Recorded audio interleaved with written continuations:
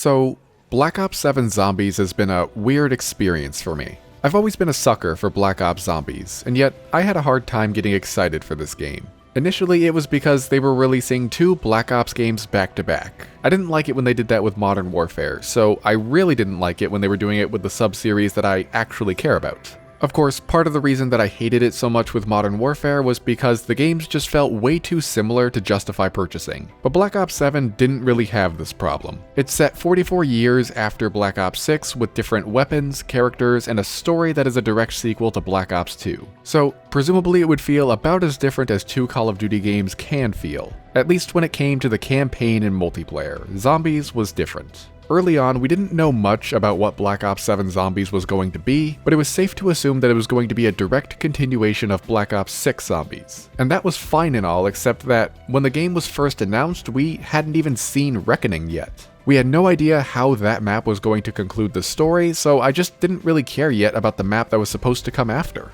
Then, Reckoning came out. And as much as I liked the map, I was really disappointed by its ending, especially as someone who was pretty invested in that story. The final cutscene was about a minute long, only half of which was actually dedicated to wrapping up Black Ops 6, which just made the whole thing feel rushed and underdeveloped. It was like Treyarch just lost interest in the current narrative and were just trying to wrap it up as quickly as possible so that they can move on to something else, something safe. Which is what the second half of the outro is for, where they did the one thing I never wanted them to do: bring back Dempsey, Nikolai, Takio, and Richthofen. Now, don't get me wrong, I love these guys, and I will say that they handled their return in the best possible way. But Black Ops 4 made it pretty clear that they weren't supposed to come back, so for contradicting that, and for the lackluster conclusion to the story they had been working on since Cold War, I lost a lot of faith in Treyarch's ability to tell a good story. And seeing the full intro for Ashes of the Damned didn't help with that either. As an action scene, it was pretty good, but narratively it had almost nothing to offer. Why were we in the Dark Ether? What was going on? What kind of party was it? No idea. And it's not like we needed every answer right then and there. We would get most of it from the map itself anyway, which was to be expected. But some kind of conversation between the 8 characters would have gone a long way. They could have introduced themselves, expressed how confused they all were, and maybe acknowledged the fact that one of them is a literal World War II era Nazi. Anything to make this 8-person crew feel more human, instead of just standing around doing nothing until it was time to kill zombies. I mean, that cutscene is nearly 4 minutes long, but if you exclude the warden's speech, then there's only 3 lines of dialogue. So yeah, Black Ops 7 was not making a good first impression, but things started to get better after that. The new character bios were the first thing that really piqued my interest. I still didn't like that the original crew was coming back, but I was curious about what they were going to do with them. Especially Hero of the Reich Richthofen and 16th Century Takio both seemed pretty distinct from their previous iterations. And then they started announcing some changes they made to the gameplay. Nothing huge, mostly quality of life stuff, like round protections to prevent the last zombie from being unintentionally killed, perk prices being determined by the amount you actually purchase, and max ammo's refilling equipment again. All of which sounded like fantastic additions to the game. But then I realized that they were announcing all of these improvements over the Black Ops 6 style gameplay while they were still actively supporting Black Ops 6. And instead of adding these things to that game, they were holding them back to sell us the next game instead, which felt very scummy of them to do. Especially considering that one of these changes would be that matches would now fade in from black at the start. A very minor thing, but it was absent in Black Ops 6, which some people, myself included, criticized. So treating it like some big returning feature made it pretty obvious that they were holding back support for Black Ops 6 so that Black Ops 7 would look better in comparison. And yeah, sure, this isn't anything new when it comes to Call of Duty. They'll leave problems in one game to sell us the solution in the next, like how people wanted red dots on the minimap in Modern Warfare 2019, so that became a selling point for Cold War. But this had to be the most egregious example of it that I had ever seen, which really discouraged me from getting Black Ops 7, even if it did look like a really good game on its own. But I did still play Van Dorn Farm in the beta. I mean, how could I not after how easy they made it to get early access? And as I expected, it was very similar to Black Ops 6, but all those little changes they made created a far more enjoyable experience. Honestly, the getting your equipment back from max ammo's change ended up being my favorite one just because of how fun it was to throw all your stuff during a Ravage round. I also really enjoyed the very limited number of special enemies. In my opinion, Zombies is at its best when the horde of zombies itself is the main antagonist, not a bunch of special and elite enemies mixed in. This was something that Black Ops 6 struggled with, though thankfully they toned it way down for Shattered Veil and Reckoning, and I was really glad to see them continue that trend in Black Ops 7. But what impressed me the most in the beta was that tech sprint was removed, so the zombies had to be slowed down to compensate, resulting in a much less hectic experience when compared to Black Ops 6, while still maintaining the same level of difficulty. I felt like I had room to breathe, that I could actually stop and look around without immediately being swarmed, and I really liked that. My only real issue during the beta was with the survival mode itself. I'm thrilled to have it back after so many years, but I really didn't like how you still have access to all the basic features. Like Wonder Fizz, the arsenals, crafting tables, the Pack-a-Punch, it's all there, and so it still plays exactly like a regular map, just smaller. Unlike Black Ops 2 Survival or even the starting room mode from Black Ops 6, which limited what you had access to, creating a more unique and challenging experience. Still, I'm glad it's here and it's going to be great for camo grinding, but I wish there was more to it. Overall, Black Ops 7 was starting to grow on me, but not quite enough for me to want to buy it yet. So when the game released, I redeemed a free Xbox Game Pass trial that I had been saving, and I'm glad that I did because, honestly, I loved the game. Ashes of the Damned turned out to be a great map.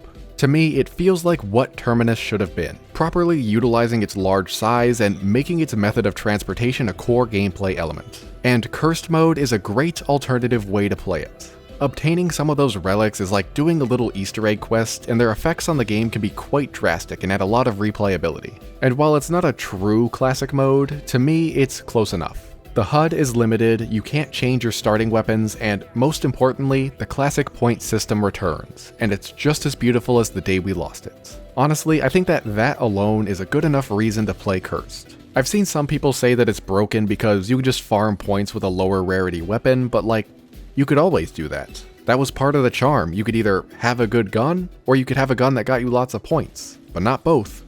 And when it comes to the guns, I've noticed that some of them have some pretty high recoil and ammo feels pretty scarce, meaning that you have to be a lot more conscious about your accuracy and not just fire mindlessly at the hordes. At least until you Pack-a-Punch, which greatly increases your reserve ammo, but that just makes those upgraded guns feel all the more valuable. Treyarch also seems to be making efforts to improve the atmosphere of these maps. The visual and audio design has been great, one of my favorite details so far being the Van Dorn family corpses still sitting around their dining table. But in my opinion, the best thing they've done in this regard is remove the radio characters. It's a feature that I've hated ever since Cold War. The idea of having someone constantly watching over you really hampers that spookier tone that Zombies is supposed to have. But now that they're gone, I feel isolated again on these maps, especially in solo. This also has the effect of making the characters' relationships feel more defined, since they only have each other to talk to. And in solo, they'll talk to themselves, sometimes revealing more personal details that they wouldn't share in a conversation with someone else, giving us a better understanding of who they are as people. Dempsey, Nikolai, Takio, and Richtofen are also just as entertaining as ever. Being such wacky characters, they can say all sorts of funny things that you'd never hear from the more grounded Requiem crew, like Nikolai frequently misusing English words, and it makes me almost forgive Treyarch for bringing them back. Overall, gameplay-wise, Black Ops 7 has been great. There are a couple things about it that I'm not a huge fan of, like the reduced zombie damage for the first 10 rounds, making them feel a little too easy for my liking, but that's also nothing new. It's been like that for, 5 years now? Maybe we'll get a relic that changes it. But anyway, my only real issue with Black Ops 7 so far is just how disconnected it feels from everything that came before. Without the Requiem crew and a few callbacks to the older maps, this would basically be its own standalone story. Honestly, after all the negative reception the Dark Ether saga was getting, I wouldn't be surprised if this was supposed to be a reboot, and the Requiem crew is only there just to provide the illusion of continuity. Besides that though, the current plot is just fine. So far, it's more of the traditional go to map, get item, go to next map type of storytelling that's been around since Black Ops 1, with a greater emphasis on the characters as opposed to the situation itself, but maybe that's just what works best for zombies. Anyway, Black Ops 7 really impressed me at launch, and it only got better with Astra Malorum. Admittedly, I haven't delved too deeply into this map yet, but so far I really like it.